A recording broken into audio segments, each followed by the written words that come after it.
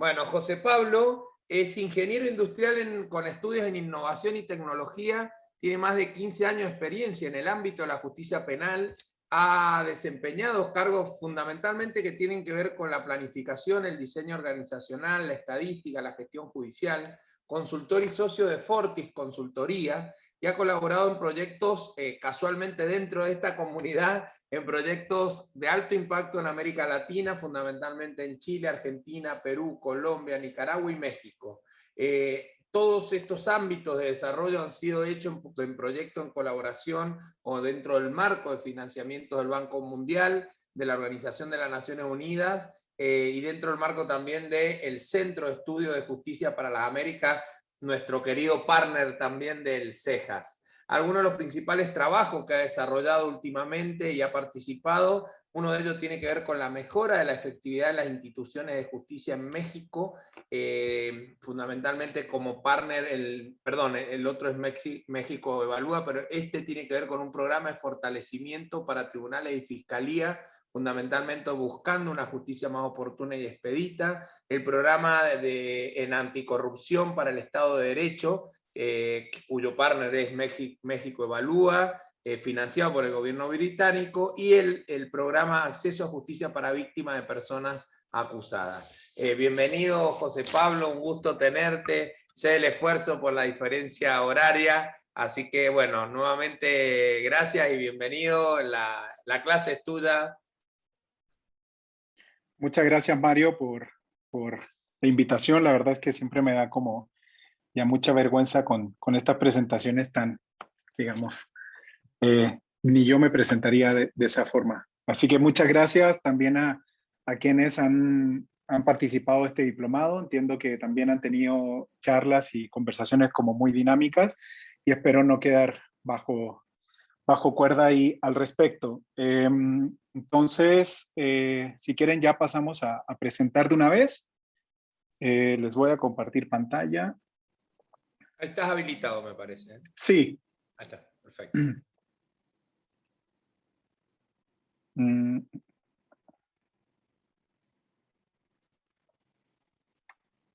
sé si...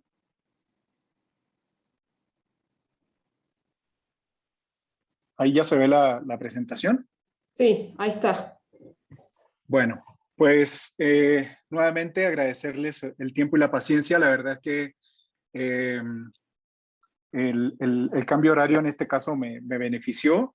Acá son 2 horas menos, así que todavía podemos tener algo de luz día aquí de la Ciudad de México. Así que no voy a abusar tampoco de este cambio horario. Entiendo que ustedes ya deben estar muy cansadas y cansados, entonces vamos a tratar de hacerlo lo más dinámico posible. No se preocupen tampoco que no les voy a hacer ponerse de pie, aplaudir y girar, así como lo motivaba recién el amigo de la charla de TED. Pues bueno, planificación, evaluación e implementación de proyectos en temas de gestión. Ese es, digamos, el título de la canción, por decir de alguna forma, de lo que nos trae el día de hoy. Planteé un objetivo que quisiera ir profundizando con ustedes. Y básicamente para mí el objetivo general de esto y con lo que quisiera que se pudieran llevar a la casa, además de una importante reflexión, digamos, sobre cómo nos integramos, cómo nos organizamos, es el que ustedes tengan la capacidad de poder identificar las características de los modelos de gestión y cómo estos pueden evolucionar mediante la aplicación de herramientas de planificación, evaluación e implementación de proyectos de mejora continua. Este tema de la planificación y la evaluación, cuando lo estuvimos conversando, pues para mí no viene solo, sino que tiene un precedente bastante importante que tiene que ver con el vínculo y el quehacer de los modelos de gestión. Entonces, mi planteamiento de estructura de la presentación para lograr este objetivo es que primero hablemos un poco de los modelos de gestión, cómo se comen, de qué se trata esto. Les voy a comentar un poco la historia inexistente de la concepción de esta metodología o de esta herramienta y cómo hemos más o menos conceptualizado la existencia de estos modelos, sus componentes, etc. para luego ir dialogando y conversando un poco sobre cómo estos modelos pueden evolucionar. Y aquí es donde lo vinculamos con temas de mejora, de planificación, de evaluación y de implementación, porque en el fondo, para mí, la planificación, la evaluación y la mejora tiene un objetivo que es mejorar y hacer evolucionar los modelos que tengamos implementados en la gestión. Entonces, para eso, les traigo ahí algunos ejemplos de los ciclos de mejora y quisiera ir cerrando esta sesión con un caso práctico en donde les quería decir compartir una herramienta que nos permitiría más o menos como diagnosticar, planificar y evaluar justamente el diagnóstico y la evaluación y la evolución, perdón, de estos modelos. Y ya luego, pues obviamente cierres y conclusiones. En la medida que vayan teniendo dudas o comentarios, voy a ir haciendo algunos cortes entre medio para que por favor con total libertad también puedan hacerlos mediante el chat o levantando la mano. Pues bien, empecemos a hablar de los modelos de gestión. La historia de los modelos de gestión es bastante breve y bastante concisa. La verdad es que cuando uno empieza a revisar en la academia la definición de lo que significa un modelo de gestión, es muy difícil encontrar algo que nos permita establecer algún parámetro o algún criterio sobre el cual basarnos para poder desarrollar esto. Esta es una conceptualización, una mixtura, digamos, de estas dos palabras, de la palabra modelo, que básicamente lo que busca este concepto es la generación de algún marco de acción replicable que sea estándar y, digamos, trasladable a otros escenarios, que es el concepto de modelo, pero aplicado con temas de gestión que, pues, desde la ingeniería, básicamente la gestión pudiera ser interpretada como la evolución de los conceptos básicos de administración. Pero por caminos diferentes esto está muy claro, muy bien definido, pero cuando juntamos estos dos conceptos, la verdad es que no hay nada. Aquí nuestro amigo de TED nuevamente contaba varias cosas y pues se me ocurrió ahí un chiste muy fome, les anticipo que siempre cuento para esto, pero fíjense que tengo un amigo que se llama Javier y Javier siempre de sobrenombre su sobrenombre es el punto. Entonces, pues en el colegio siempre, oye Javier, el punto, el punto, el punto, y una vez se me ocurrió preguntarle que por qué te dicen el punto. Y la respuesta fue muy sencilla, me dijo, mira, lo que pasa es que mis papás cuando se casaron, les preguntaron, oye, ¿cuántos hijos pretenden tener? Y mis papás respondieron y le dijeron, vamos a tener 2 hijos y punto. Y pues yo soy el tercer hijo, o sea, soy el punto de una relación de 3 hijos en donde yo no fui planificado. Pues sí, es bastante fome el chiste, pero me sirve para demostrar que en el fondo la gestión judicial y los modelos de gestión hemos venido siendo el punto de las reformas. Es decir, somos el hijo o la hija no deseada o no buscada. Las reformas siempre, y ustedes pueden buscar en la literatura, creo que conocerán mucho mejor que yo desde sus profesiones, pero en el fondo las reformas siempre se basan en pues todo lo legislativo, las discusiones como procesales, procedimentales, pero no hay discusiones sobre el modelo de gestión. Nadie discute sobre cómo se debe estructurar un juzgado, quién debe administrar, qué es administrar en el área judicial.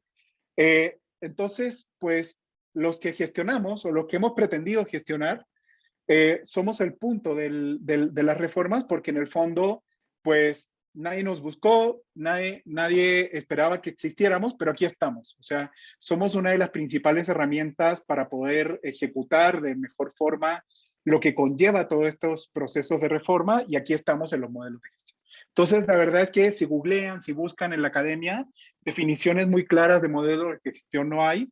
Y lo que he querido acá, de una forma como muy humilde, la verdad, es traerles como una conceptualización de lo que hemos estado desarrollando en la oficina y de lo que más o menos hemos estado aplicando pues, en la experiencia que tenemos. Entonces, la primera pregunta es, ¿qué son los modelos de gestión? Pues son un conjunto de elementos estratégicos y operativos, o sea, estamos hablando de algunas definiciones a nivel como estratosfera, nube, que nos permiten como entender, conceptualizar, figurarnos algunos alcances, pero operativos también, ¿sí? O sea, la gestión siempre se enfrenta y choca con la operación, porque es parte de lo que nos moviliza. Entonces son una serie y un conjunto de elementos estratégicos y operativos que tienen como fin el fortalecimiento institucional a través de la optimización y mejora del uso de sus recursos y la innovación tecnológica. Acá hay dos conceptos que para mí son muy potentes, que básicamente son las herramientas con las que contamos quienes tratamos de hacer gestión, que es un propósito, el de optimizar y mejorar el uso de los recursos, con herramientas de innovación y tecnología. Vamos a ver más adelante de qué se trata, pero con un fin y un enfoque muy claro, que es la obtención de resultados. Creo, y de una forma muy crítica, algo que se nos ha olvidado muchas veces, acá en México vivimos en lo cotidiano, que es la falta de entrega de resultados por parte de las instituciones que han sido reformadas hacia la ciudadanía. Entonces quiero traer como esa génesis o ese elemento motivacional que moviliza, digamos, como decía nuestro amigo ET, en el fondo para conseguir resultados, ¿sí? Ahora, estos modelos intentan responder preguntas básicas como las con las que deben operar las organizaciones de orden público al brindar atenciones. ¿Cuáles son estas preguntas básicas? Pues las 4 o 5 Qs que le llaman los gringos las Ws, pero es ¿qué hacemos?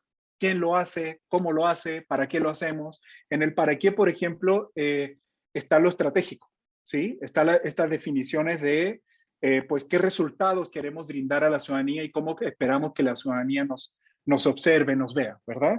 Pero luego viene el qué, el quién, el cómo, que son estas preguntas que tratamos de resolver de una forma quizás como muy instrumental, muy basada en nuestra experiencia, digamos, tradicional, y que muchas veces nos desvirtúa y nos desorienta en una buena solución. Estoy hablando como de los paradigmas que cargamos, sobre todo aquellas personas que hemos sido o funcionarias de poderes judiciales, en donde la tradición se lleva muy cerca, ¿verdad? Nuevamente, tratando de definir esto, qué es lo que son estos modelos, hemos visto que, pues, para poder desarrollar un modelo de gestión necesitamos entender ciertas cosas básicas. Y hasta el momento hemos detectado 3. ¿Cuáles son estas 3? En primer lugar, ¿qué hace la institución? Puede sonar como algo muy lógico, muy obvio, pero hemos visto que las instituciones, y aquí me refiero no solamente a las de impartición, sino que las de procuración, las de defensa, etcétera, muchas veces por el día a día pierden esta noción de qué hacemos, ¿verdad? Entonces, es muy importante volver a ese diálogo para tratar de conversar y dialogar y pensar nuevamente en cuáles son los resultados que la ciudadanía pretende de nuestra institución, más allá de los resultados que nosotros como institución queremos demostrar. Aquí siempre hay como una contraposición entre lo que nosotros queremos mostrar y que vean de nosotros mismos como institución, pero hay otra discusión que es la que quiero traer a la mesa, que es qué quiere y qué necesita la ciudadanía ver de nosotros. Entonces, pues es muy importante tratar de replantear eso y entenderlo. En segundo lugar, ¿cuáles son las necesidades que se desean resolver? También nuestro amigo de TED se nos anticipaba, pero aquí vemos claramente la pirámide de Maslow, en donde vemos que hay instituciones, poderes judiciales, que tienen grandes desarrollos tecnológicos, han evolucionado mucho, por ejemplo, en temas de servicio profesional de carrera, etcétera.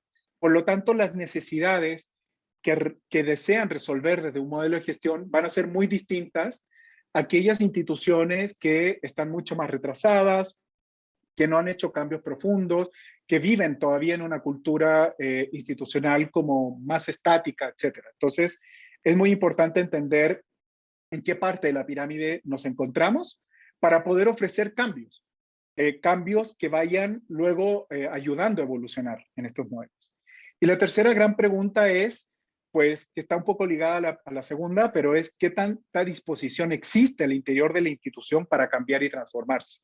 Muchas veces hay un diálogo de transformación, pero muy discursivo, pero en el fondo las instituciones o quienes las lideran, pues se resisten a cambiar.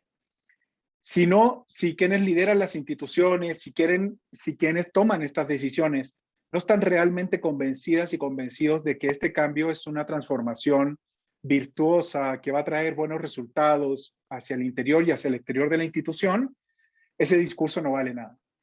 Entonces, es muy importante hacer como un diagnóstico y un análisis introspectivo, visualizarnos y reconocernos, identificar qué tan dispuesto estoy, pues, a cambiar. No sirve de nada que vaya a la nutricionista 10 veces para que me diga que tengo que bajar de peso si yo no estoy convencido de que estoy gordo y que tengo que bajar de peso. Entonces, el cambio parte por uno mismo y si lo llevamos a un nivel institucional, pues desde quienes las lideran, desde quienes las operan, pues tiene que existir un convencimiento base.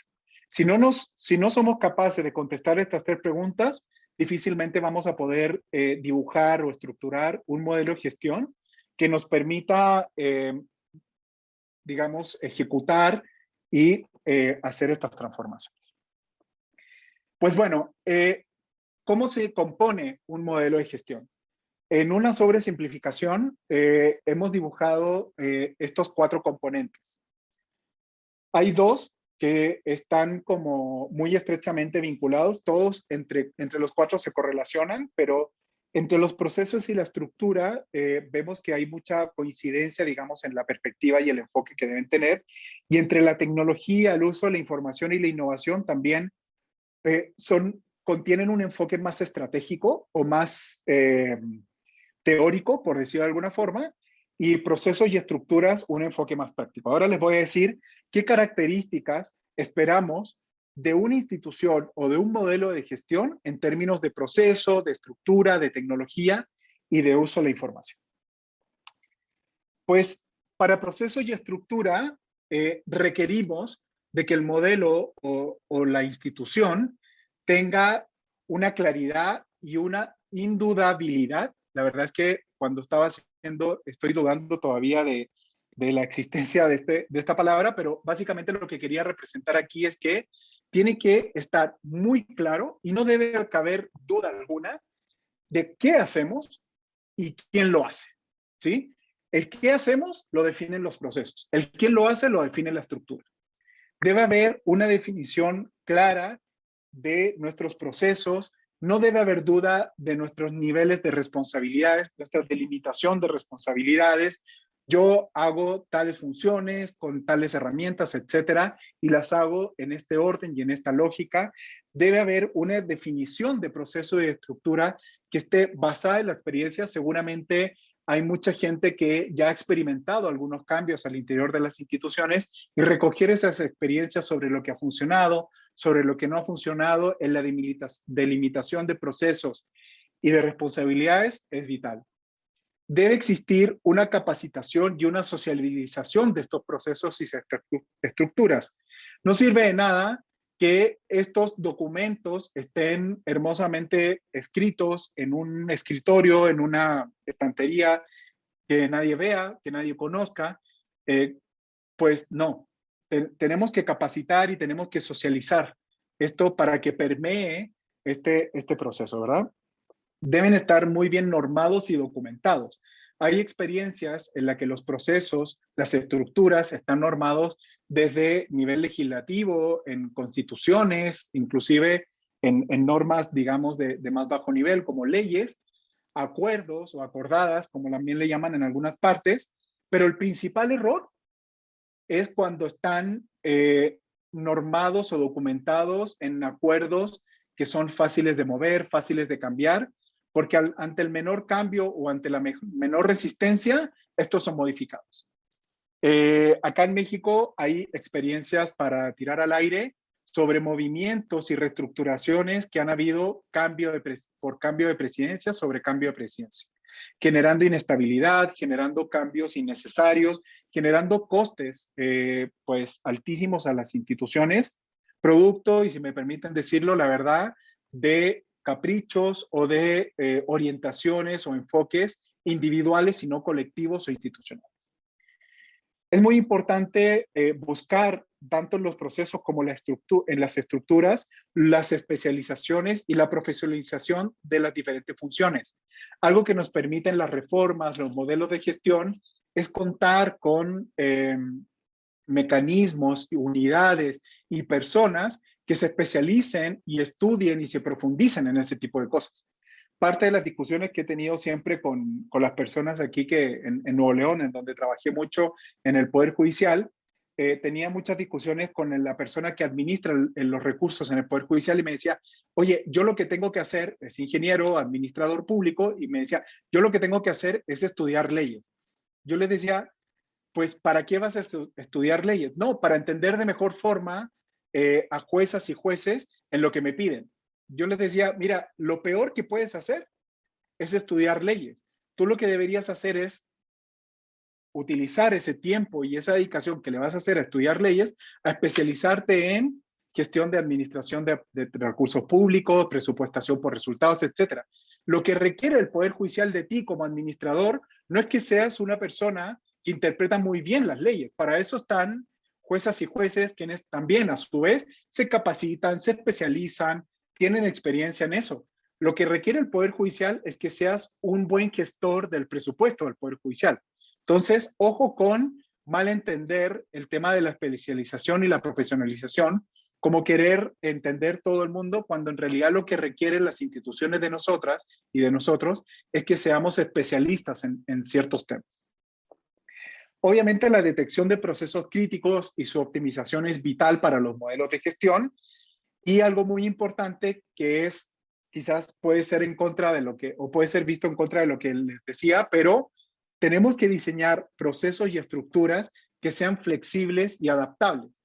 Hoy día, por ejemplo, estamos enfrentando procesos de pandemia, ante lo cual les aseguro que ninguna planificación, ningún levantamiento de procesos, ninguna institución, ni pública ni privada, estaba preparada o la tendría mapeada a alternativa C que hago en caso de pandemia COVID.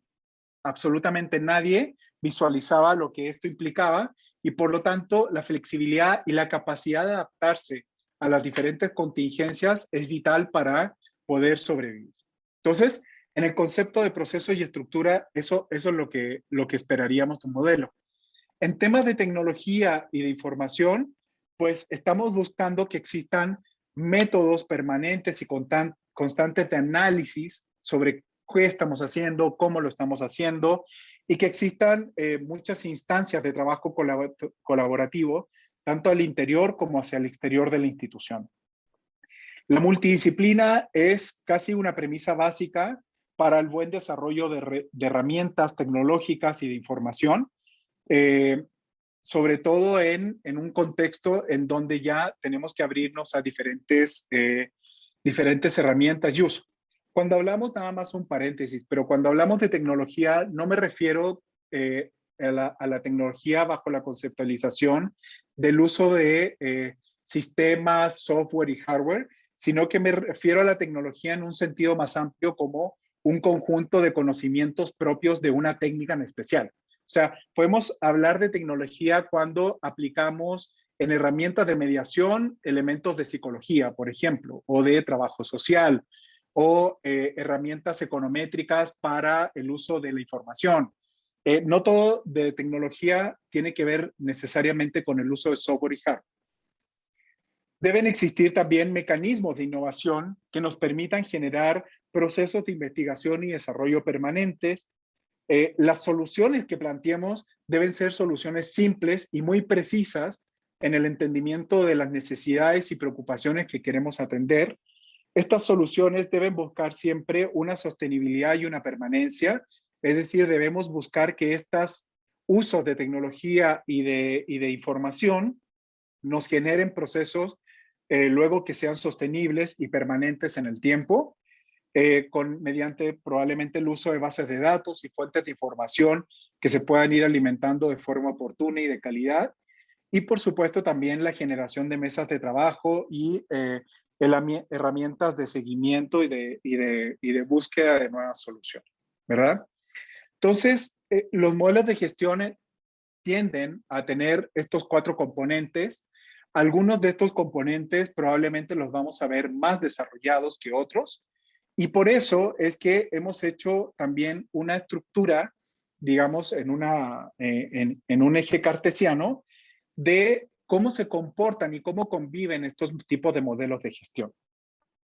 Por un lado, tenemos modelos de gestión que pueden tener escasez en sus características, en el cumplimiento de sus características en temas de proceso y estructura, o mucho desarrollo en proceso y estructura, pero también podemos tener modelos de gestión que puedan tener lo mismo, mucho uso tecnológico y de información intensos en eso, o escasean en eso.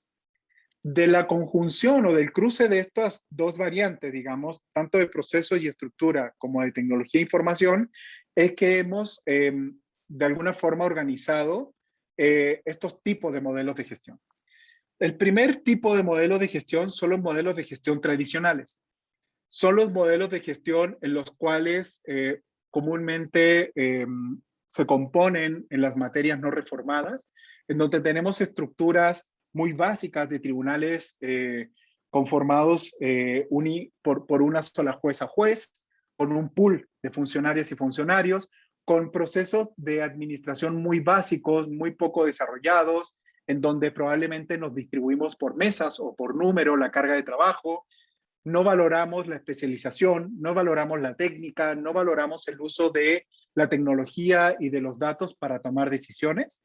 Entonces son tribunales o más bien modelos de gestión muy tradicionales, en donde no le hemos podido meter herramientas de tecnología y de innovación, de proceso y de estructura. Luego, al lado de esos, tenemos los modelos transicionales. ¿Qué son estos modelos transicionales? Son modelos en los que, si bien es cierto, no le hemos metido tecnología, no le hemos metido mucho uso y toma de decisión con información, pero algo ya le hemos metido de procesos y estructura. O sea, son modelos en los cuales nos queremos organizar de una forma óptima, sin embargo, nos falta este componente de uso de tecnologías, de innovación, que nos permita dar un salto sostenible. Por eso son de transición, porque en el fondo son modelos que, si bien es cierto, mejoramos procesos, estos procesos se van a quedar estancados si no le metemos tecnología e información para poder seguir optimizándolos. Entonces, idealmente, transitemos por ahí. Luego tenemos los modelos tipo inestables. ¿Qué son estos modelos inestables? Son modelos en los que le hemos metido tecnología, en los que por algún impulso, alguna, digamos, suerte de divina providencia, digamos, le hemos metido tecnología, le hemos metido uso de información, pero no le hemos metido estructuras y procesos que le den estabilidad a esta tecnología. Entonces, ¿qué es lo que pasa? Que nos encontramos con modelos o juzgados que probablemente tienen un sistema informático muy bueno, muy bonito, pero no hay quien lo opere. Sale la jueza o juez que está a cargo de eso y luego ya nadie utiliza ese software, volvemos al papel, dejamos de implementar oralidad y hacemos un retroceso. Entonces, es muy inestable porque depende mucho de quién esté a la cabeza, de quién esté liderando o empujando todo el tiempo el uso de estas herramientas.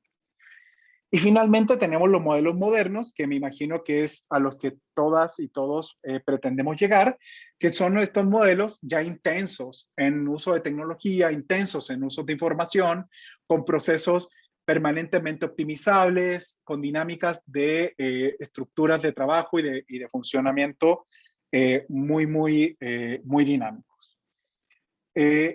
Entonces, con estos modelos de gestión, digamos, con estas categorías, lo que pretendemos es siempre apuntar a modelos modernos, en donde cuyos resultados, lo que pretendemos y lo que esperamos, aquí les traigo como un popurrí de algunos resultados que hemos visto en la aplicación de estos modelos, pero básicamente estamos viendo que los resultados han sido, por ejemplo, reflejados en ahorro de recursos económicos.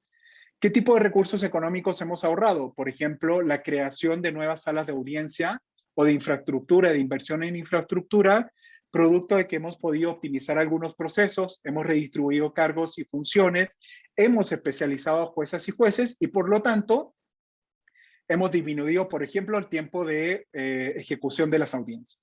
¿Qué implica eso? Implica que podemos tomar más audiencias, podemos hacer frente a más audiencias y por lo tanto requerimos de menos infraestructura para operar.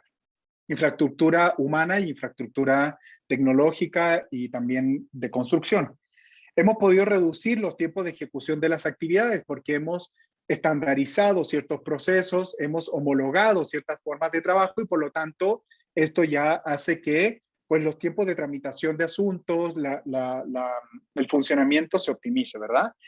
Hemos con esto mejorado la percepción ciudadana porque mantenemos vínculos y relaciones y comunicaciones mucho más fluidas con la ciudadanía y por lo tanto la ciudadanía puede entender mucho mejor qué está pasando en su proceso, en qué estatus está su proceso y que por lo tanto cuando resolvemos de forma más ágil y de una forma como mucho más participativa sus procesos, pues la ciudadanía entiende que hay una mejor percepción. Hay una eficiencia en el uso de los recursos humanos, ya se los anticipaba. Hay un desarrollo profesional y de servicio profesional de carrera mucho más puntual, más claro. La gente puede saber qué hacer para poder seguir creciendo en el Poder Judicial o en las instituciones en las que trabaja, desligándose de la meritocracia o de poder, pues, tener la suerte de caerle bien a alguien como para poder seguir mejorando y creciendo, ¿verdad? Y lo último que hemos visto es que hay una mayor transparencia y confianza en el sistema, esto que les comentaba desde un principio en términos de resultados, ¿verdad? Pues algunos ejemplos de modelos de gestión, por ejemplo, en Arequipa, Perú, desarrollamos un modelo de gestión en donde integramos en la materia mercantil,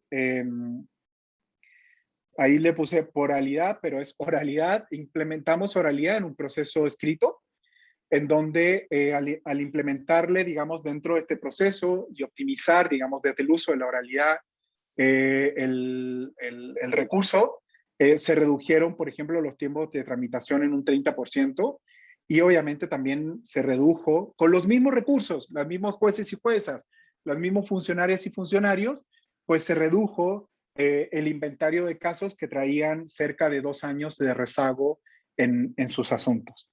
Pero también hemos implementado modelos de gestión en otras áreas que no sea al interior de los poderes judiciales.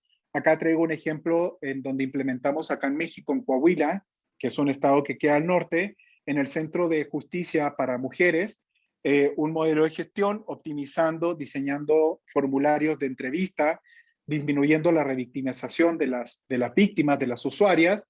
Desarrollamos un proceso de seguimiento para atender a aquellas usuarias que estuvieran en riesgo, por ejemplo, en su atención. Y elaboramos también herramientas tecnológicas para el registro de casos y actividades de seguimiento, por ejemplo, en el diagnóstico del nivel de riesgo al que pudiera ser sujeto una usuaria. Entonces, nuestro principal logro aquí fue optimizar las labores de seguimiento a través de bases de datos en el uso de la información, así como herramientas tecnológicas de fácil acceso para las y los operadores. Pues, disculpen la verborrea de información.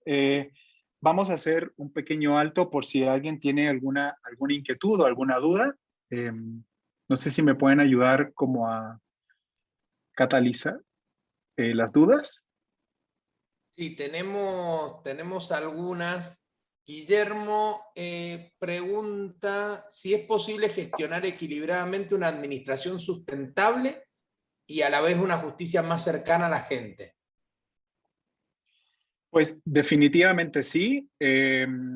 O sea, los mecanismos de innovación nos permiten hoy día tener un diálogo más cercano con la ciudadanía. No necesariamente tiene que ver con dedicarle más tiempo, sino que más bien tenemos que entender qué espera la ciudadanía de los poderes judiciales. Nos pasaba mucho acá en Nuevo León cuando hacíamos entrevista a la gente, decía, oye, pues yo no quiero que me atienda una jueza o un juez y me explique el caso. Yo nada más quiero saber en qué estatus está y cuánto queda para que mi caso se resuelva, porque necesito levantar una hipoteca, necesito resolver un asunto, etcétera. Entonces, sí, eso es sostenible también, o sea, podemos aplicar prácticas de tecnología que sean sustentables en el tiempo, que sean sostenibles y con un diálogo más cercano a la ciudadanía. Bien, y en estos modelos de gestión que venís trabajando, José Pablo, un poco en esto último que reafirmás, ¿crees que hay, digamos, una visualización de que el verdadero usuario es el ciudadano o todavía está en poder, el usuario es el operador jurídico, digamos, o ambos? Pues es parte de la invitación que hacemos siempre al momento de replantearnos estos modelos de gestión. Yo lo que sugiero acá siempre es volver al modelo de gestión usuario céntrico. Es decir, inclusive lo hemos hecho cuando incluso diseñábamos la estructura o la infraestructura. La primera pregunta que teníamos, que yo trataba de hacer reflexión ahí, pero les decía, la primera pregunta que tenemos que responder no es dónde va a estar el despacho de la jueza y la juez y quién más cercano tenemos que disponer, sino más bien cuáles van a ser las áreas de atención de público y qué vamos a poner a disposición de las personas usuarias para que tengan un acceso más rápido a las salas de audiencia y a la atención de público. Entonces, esto empezó a generar todo un movimiento de pues salas de audiencia abajo, áreas de atención amplias, muy transparentes, etcétera.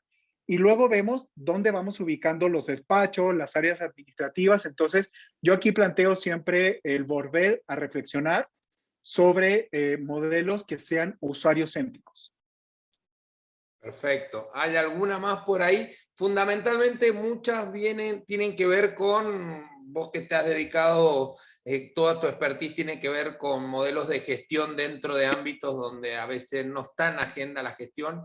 ¿Estos modelos de gestión se toman por parte de los operadores internos como un modelo de auditoría, de control? Y por otro lado, ¿cómo vencer o cómo incorporar la empatía para vencer la resistencia a la hora de implementar modelos de gestión, ¿no?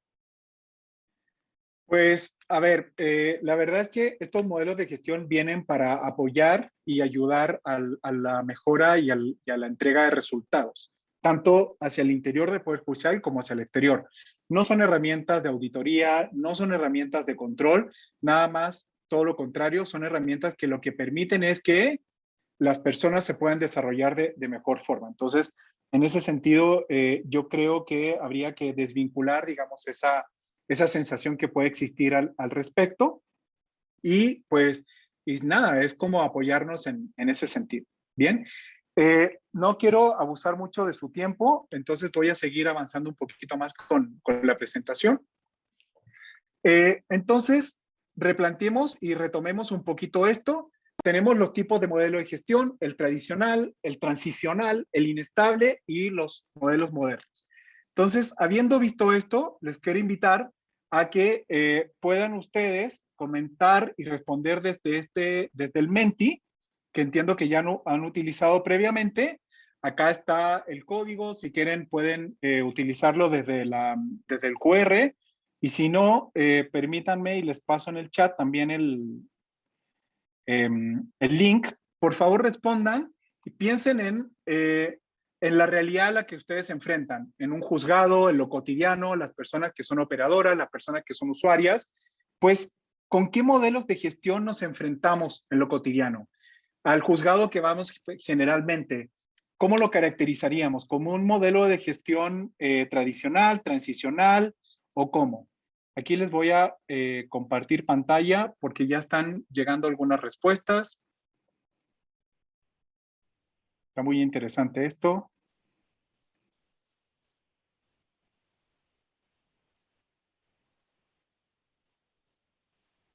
No sé si ya ven los gráficos. ¿Sí lo ven? Sí, Sí, sí, lo sí, estamos perfecto, se viendo. está viendo en línea, Excelente. la votación en línea. Va Bien, ganando ya el llevamos, transicional.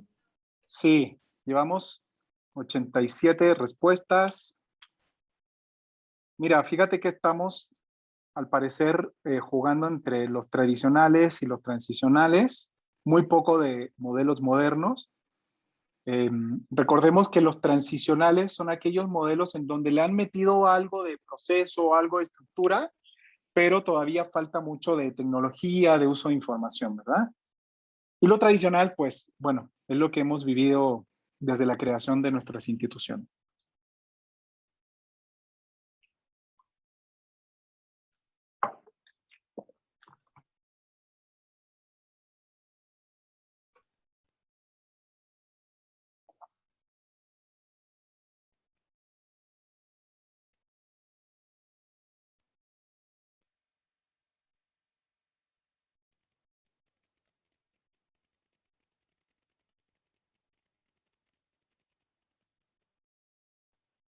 José, ahí piden Dígame. si podés repasar el modelo inestable.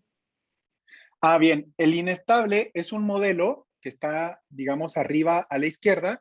Es un modelo en donde le han metido tecnología, le han metido innovación, pero no han modificado sus formas de trabajo, ni sus procesos, ni sus estructuras.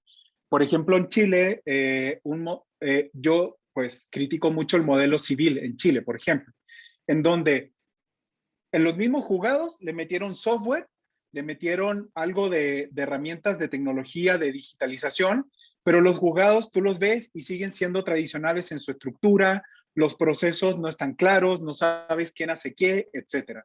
Entonces, es un modelo inestable porque cambias a la jueza o la juez que lidera ese juzgado y tienes que volver a plantear la estructura, cómo se organizan, quién hace qué, cómo lo ejecutan.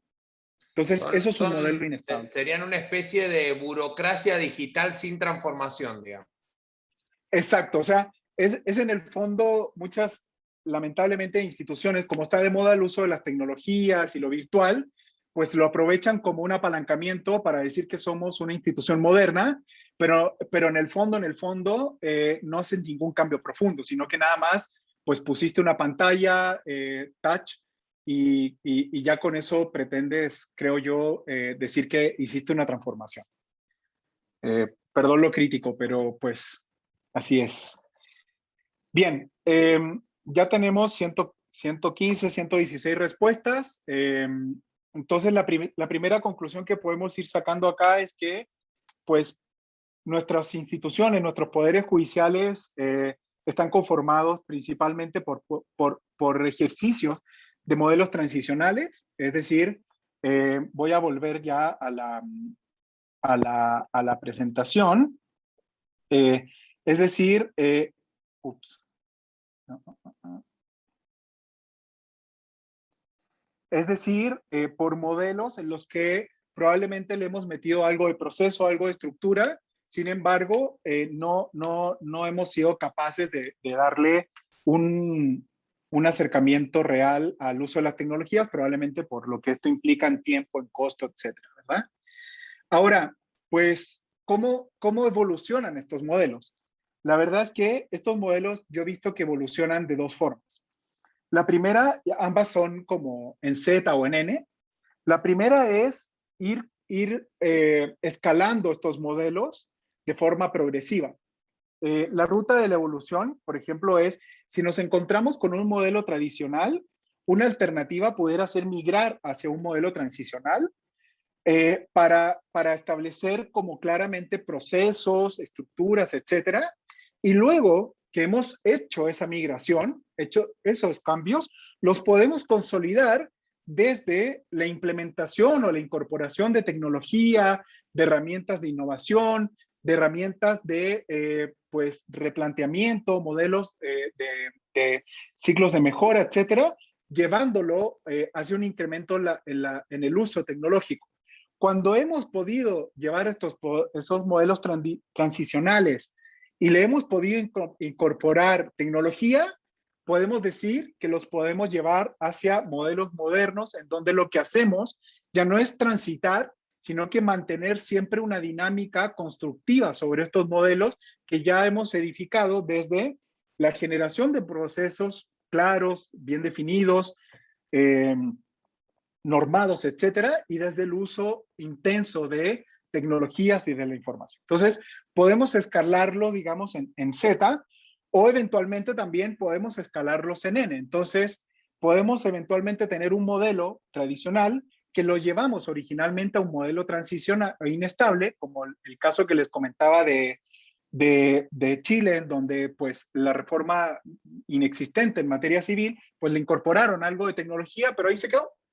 Si no llevamos esto hacia un aumento y una mejora en sus procesos, los homologamos, estandarizamos, creamos estructuras sólidas, sostenibles, capacitadas, etcétera, no lo vamos a poder llevar a un modelo moderno, ¿verdad? Entonces, yo lo que no aconsejo definitivamente es llevar un modelo tradicional a un modelo moderno directamente.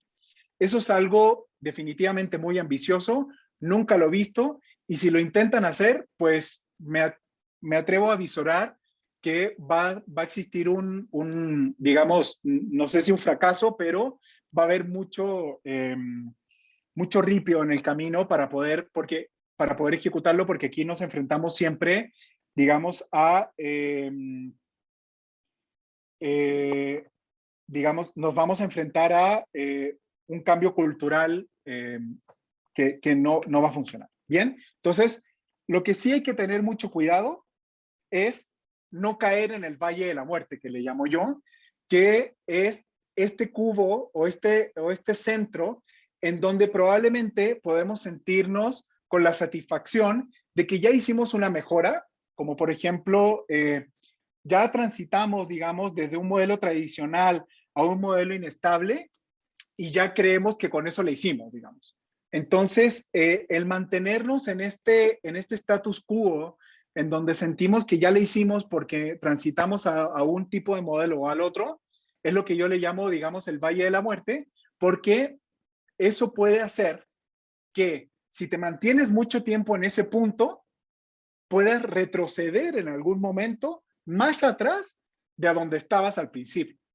Entonces, ojo con eso, porque si mantenemos, o sea, si empezamos a ejecutar algún proceso de cambio, digamos, como dice la película, retroceder nunca, pues rendirse jamás. O sea, tenemos que seguir evolucionando, tenemos que seguir desarrollando, porque ese falso sentimiento de éxito nos puede llevar a un fracaso en el cual podamos retroceder más atrás de lo que les comentaba. Por ejemplo, en algún momento acá en México se han hecho varios experimentos, lamentablemente, de estos cambios de proceso y de estructura.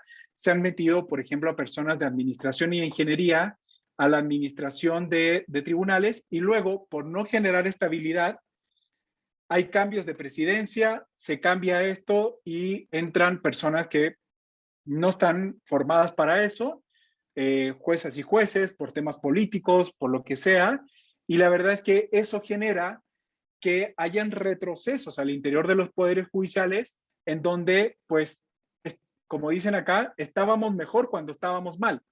Entonces, en el fondo, esos retrocesos son los que nos llevan en este valle de la muerte. Entonces, pues lo que yo digo es, tengan mucho cuidado con esto, siempre evolucionemos hacia adelante y vayamos avanzando. Pero ahora, ¿cómo podemos evolucionar? ¿Cómo podemos hacer que estas flechas se muevan, ya sea de forma horizontal o de forma vertical?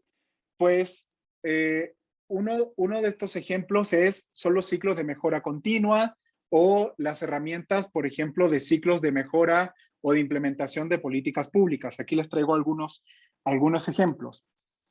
Nada más quería recordarles que, como vimos a un principio, el tipo de modelo de gestión hacia el cual debamos evolucionar va a depender de un diagnóstico que hagamos. Este diagnóstico va a depender del momento en el que nos encontremos. Maslow dice, pues, evoluciona dependiendo en el estatus en el que te encuentres. Entonces, para mí, un buen diseño de un modelo de gestión va a depender del momento en el que nos encontremos y del diagnóstico que hagamos. Entonces, por ejemplo, acá, el ciclo de mejora continua dice, planea, ejecuta, verifica lo que ejecutaste o evalúalo y luego actúa, ¿verdad? Sobre esta verificación, corrige y vuelve a planear. La verdad es que para mí es un buen ciclo, nada más que creo que queda corto porque no define muy bien lo que implica el diagnóstico, que para mí es fundamental. Por ejemplo, acá el ciclo de política pública dice, define una agenda política, diseña esta política pública, impleméntala y evalúala. Me parece bien, nada más que pues el ciclo de política pública está pensado, digamos, a un nivel mucho más macro que un cambio a nivel de gestión judicial. Por lo tanto, siento que tampoco se acomoda mucho a nuestras necesidades.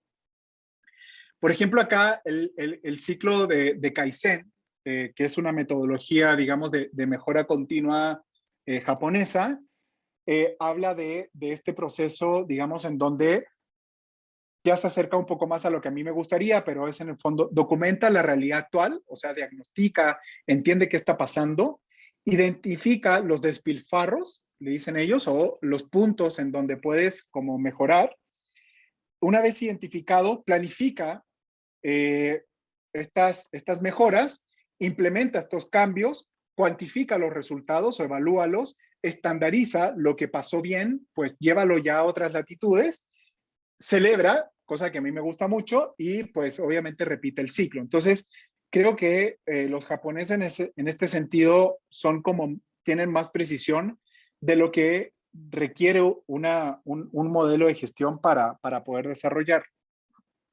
Pues, y como ninguno me deja acá tranquilo, pues yo definí mi propio ciclo, y mi propio ciclo tiene estos 5 pasos. En primer lugar, diagnostica para detectar, ¿sí? O sea, hace un diagnóstico, pero con una finalidad no de, como decíamos hace unos minutos, no de auditoría, no de apuntar a alguien con el dedo, no de decir lo bueno y lo malo que hizo quien hizo lo que haya hecho, sino más bien para detectar puntos y oportunidades de mejora. Una vez que las detectas, priorízalas y organízalas. ¿Por qué priorizar y organizar? Porque seguramente pues siempre tenemos miles de oportunidades de mejora, pero no nos podemos hacer cargo de todas. Entonces, prioriza y organízalas en un orden que te permita ir ejecutando, aumentando tu beneficio, que es el impacto y el resultado. Una vez que hiciste eso, planifica. Planifica, es decir, cuándo lo voy a ejecutar, cómo lo voy a ejecutar, quién se va a hacer cargo de esta ejecución, etcétera. Una vez que planificas esto y delineas responsabilidades, etcétera, implementalas y dale seguimiento, ¿sí? Una vez que le des seguimiento y evalúes, pues vuelves a diagnosticar. Ahora, ¿cómo lo hemos hecho? Lo hemos hecho de una forma muy dinámica. Hay una herramienta que se llama una herramienta basada en los modelos de gestión de excelencia, que es una metodología desarrollada en Europa hace unos 10, 15 años, que es un poco la evolución de lo que se desarrolló en su momento como las normas ISO y los sistemas de gestión de calidad. Estas herramientas tienen básicamente varios componentes. Lo que hicimos es desarrollar una herramienta de autodiagnóstico para las instituciones de impartición de justicia, para los tribunales, en donde lo hicimos basado en una herramienta de autoevaluación. Esta herramienta de autoevaluación tiene una estructura de unas determinadas dimensiones. Definimos en nuestro caso 7 dimensiones. Estas dimensiones son evaluadas o son identificadas a partir de ámbitos. Estos ámbitos se generan criterios. Por ejemplo, una dimensión es la dimensión de recursos. Estos recursos tienen varios ámbitos. Por ejemplo, uno de los ámbitos es la gestión del recurso tecnológico, otro es la gestión de recursos físicos, la de gestión del conocimiento, la gestión del capital o recurso humano, etc. Entonces, vamos desglosando esta herramienta para que al final queden criterios. Y estos criterios son los que se evalúan de una forma como muy práctica y muy dinámica. Estos criterios se evalúan, por ejemplo, acá, yo les traía un ejercicio, pero en honor al tiempo lo vamos a omitir, pero básicamente lo que hacemos es evaluar cada uno de estos criterios como un cumplimiento alto, muy alto, medio, bajo, y al momento de ir asignándole una valoración subjetiva completamente, pero es autodiagnóstica. Entonces, en el fondo, como institución sabemos dónde nos aprieta el zapato y dónde podemos, digamos, ver puntos y oportunidades de mejora. Al momento de ir ejecutando estas respuestas, esto lo hacemos de una forma muy dinámica en comités o en sesiones de trabajo. Una vez que vamos ejecutando estas respuestas, nos va arrojando un resultado. Y este resultado, pues, lo podemos ir viendo en estas gráficas, en donde, por ejemplo, en términos de liderazgo, en función de las respuestas que yo di, podemos decir que tenemos una evaluación de, pues, un 22% en la existencia de mecanismos de participación de colaboradores internos en la planeación y un 44% en la planificación, en la participación de colaboradores internos en procesos de mejora continua. O sea, lo que hacemos aquí es, con base en estos 380 criterios, es ir generando elementos y herramientas autodiagnósticas que nos permitan entender de qué forma estamos más fuertes y de qué forma estamos más débiles para poder ir tomando decisiones. Es decir, por ejemplo, una vez que hacemos y ejecutamos estas herramientas de autodiagnóstico, lo que hacemos ahí es ejecutar estas herramientas de priorización. Por ejemplo, acá traigo una herramienta, les voy a mostrar, que nos permite priorizar justamente estas dimensiones aquí en esta matriz de priorización. Entonces, por ejemplo, ¿qué es lo que hacemos acá? Por ejemplo, acá nos trajimos el tema de liderazgo que veíamos recientemente. Y el tema de liderazgo ya vimos que se evaluó con un 22% de cumplimiento en términos de planeación y con un 44% en términos de proceso de mejora continua. Entonces, ¿qué es lo que hacemos? Luego asignamos una valoración y una priorización para identificar qué vamos a mejorar primero. ¿Vamos a mejorar temas de planeación o vamos a mejorar temas de proceso de mejora continua? ¿Cómo lo hacemos? Evaluamos qué tan costoso es para la institución el mejorar eso. Por ejemplo, el mejorar la planeación nos va a implicar contratar consultoría externa, hacer mesas de trabajo, traer gente desde afuera y puede tener un costo más alto que mejorar los procesos de mejora continua en donde eventualmente ya tenemos alguna metodología al interior de la institución. Entonces, probablemente el costo de mejorar procesos de mejora continua va a ser más bajo. Por ejemplo, el costo de planeación es alto y el costo de mejora continua es medio, no es tan alto, ¿verdad? Ahora, ¿qué tanto tiempo nos va a llevar? Uy, planear siempre lleva mucho tiempo, es medio lento, en cambio los procesos de mejora continua ya son más rápidos. ¿Qué tanto impacto tiene esto? Mira, ya tenemos una planificación, por lo tanto el impacto de hacer una nueva planificación no es tan alto, ya la tenemos, pero en cambio el impacto de mejorar procesos de forma continua es alto, porque en el fondo vamos mejorando la operación en lo cotidiano. Capacidad propia tenemos. Mira, para planificación poca, porque tendríamos que contratar a alguien externo. En cambio, para mejorar nuestros procesos internos, sí tenemos bastante capacidad, porque justamente tenemos a alguien que ya maneja esto.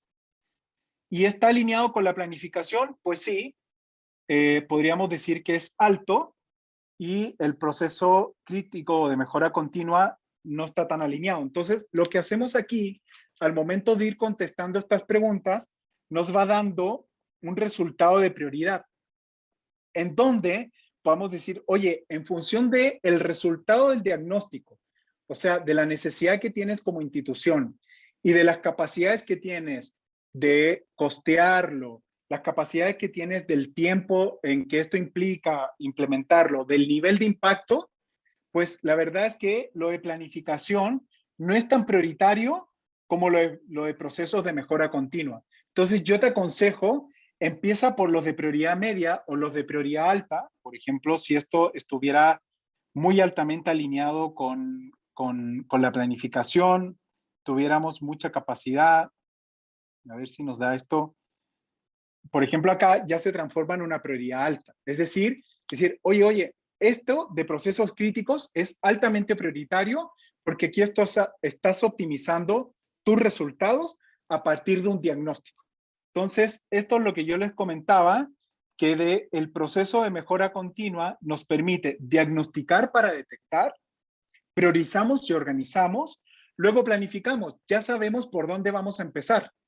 Asignamos personas que se hagan cargo de esto y lo implementamos y luego medimos qué tanto resultado tuvimos en la implementación de esta mejora. ¿Sí?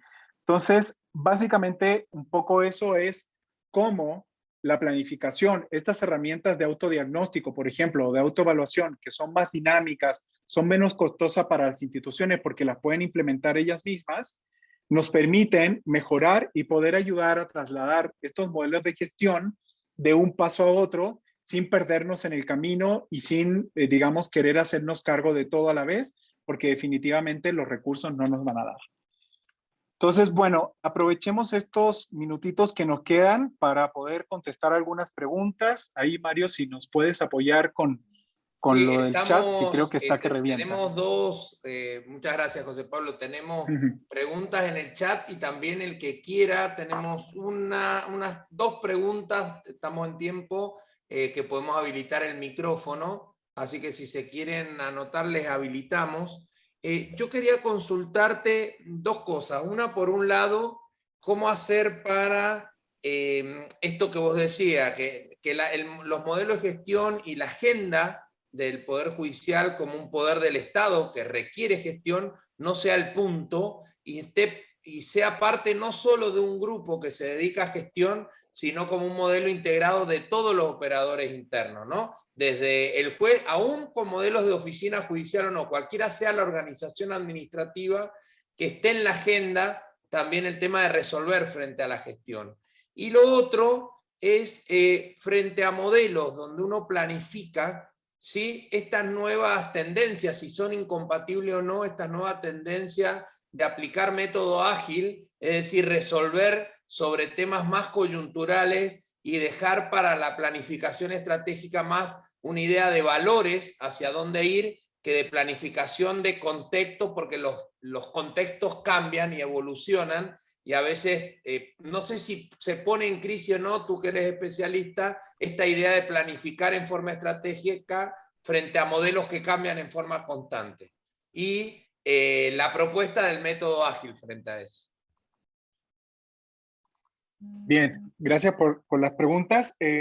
A ver, sobre el tema de la agenda institucional, creo que hay que entender que este mecanismo de modelos de gestión impacta no solamente a la oficina en la que se implementa, sino que a todo su entorno.